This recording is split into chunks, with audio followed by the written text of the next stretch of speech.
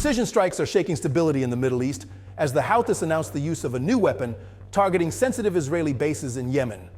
Reports indicate the downing of American aircraft in an unprecedented escalation, putting Tel Aviv and Washington in a complex new equation. Houthi military spokesperson Yahya Saree stated that these operations aim to undermine Israeli deterrence power and keep millions of Israelis under direct threat.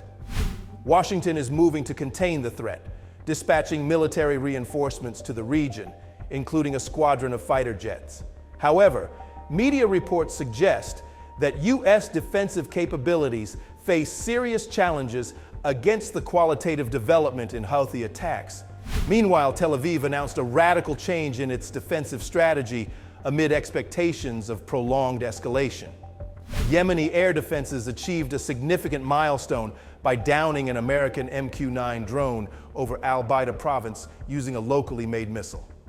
This event reflects unexpected capabilities that put the United States in an embarrassing position, particularly with the repeated targeting of U.S. military aircraft in the region. Israeli sources confirmed that a military base in the Negev was struck by a hypersonic missile launched from Yemen, hitting the target with high precision.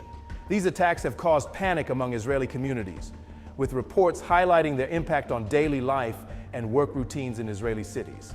International concern is growing over escalating tensions, with reports indicating that Houthi attacks have successfully circumvented Israeli defense systems. Experts have described the situation as a strategic crisis. The Washington Post quoted military experts stating that the cost of intercepting Houthi missiles far exceeds their production cost, granting the Houthis a significant tactical advantage. In response, Israeli aircraft launched airstrikes on sites within Sana'a International Airport. The United Nations denied the presence of military targets at the airport, asserting that it is a civilian facility serving humanitarian needs. These strikes come amid growing international pressure on Tel Aviv to avoid targeting civilian infrastructure. American and British forces conducted joint airstrikes on Yemen's Hajj province, targeting what were described as vital Houthi positions. However, local reports indicated a lack of precise information on the extent of losses, adding to the ambiguity of military operations in the region. The U.S. National Security spokesperson stated that Washington is working to reduce Houthi attacks on ships in the Red Sea. However, recent missile attacks exceeding a range of 2,500 kilometers indicate that Houthi capabilities now pose a direct threat to the Israeli Heartland.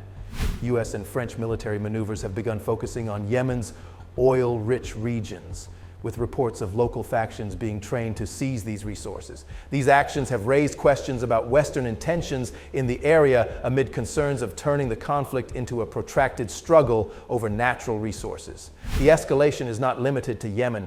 Israeli sources reported that Tel Aviv rejected a Turkish request for a joint military coordination in Syria. This move reflects the complexity of the regional scene, especially with reports of weapons and funds flowing through regional actors to support allies in Syria, increasing tensions. In a related development, the United Nations announced the suspension of its humanitarian flights to Sana'a Airport, following an Israeli strike on the facility. Observers believe this decision will exacerbate the suffering of the Yemeni people, who heavily rely on international humanitarian aid.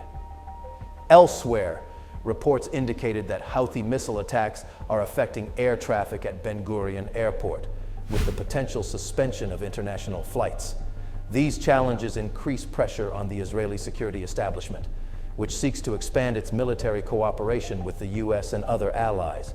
Projections suggest that the current escalation could mark the beginning of a new phase of conflict, as all parties aim to bolster their military and strategic gains.